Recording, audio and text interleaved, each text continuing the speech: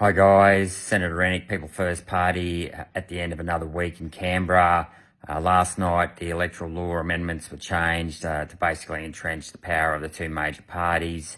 There's been a lot of talk about that already on social media and in the mainstream media, but same old. It's effectively the two major parties realise their primary vote is declining and they keep changing the rules to make it harder for the minor parties to continue their progress in holding these two major parties to account.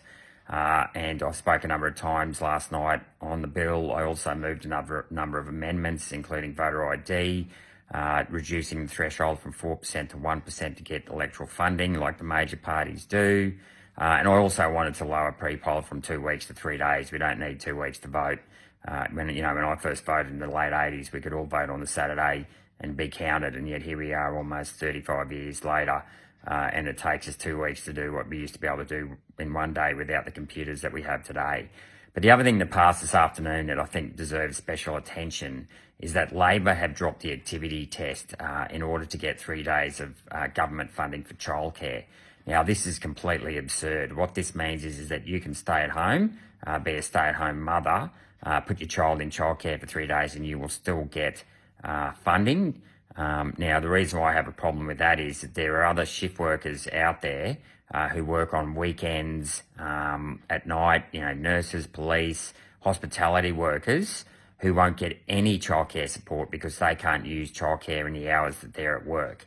And this is completely ridiculous. I've always thought the childcare the subsidies for childcare are completely unfair and favour people at work between, say, 8 and 6 o'clock during the day. They don't help shift workers at all. They certainly don't help mothers out in regional areas that can't access childcare.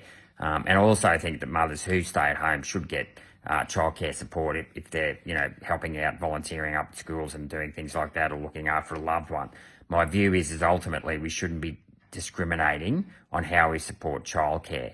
But that is just how stupid this childcare system is that now people who don't work can get childcare support.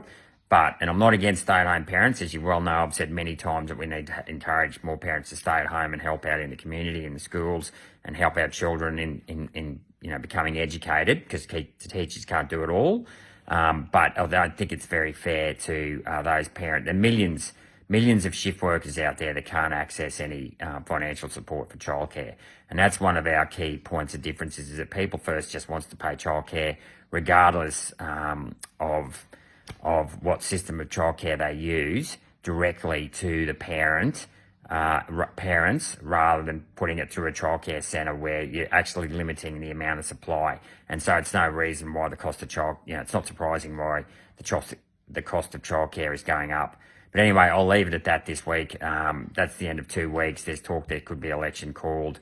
If interest rates are cut next week, there could be an election called as early next weekend. We'll wait and see. But just ready to know that People First are ready to go, and we'll continue to fight for the Australian people. Good night.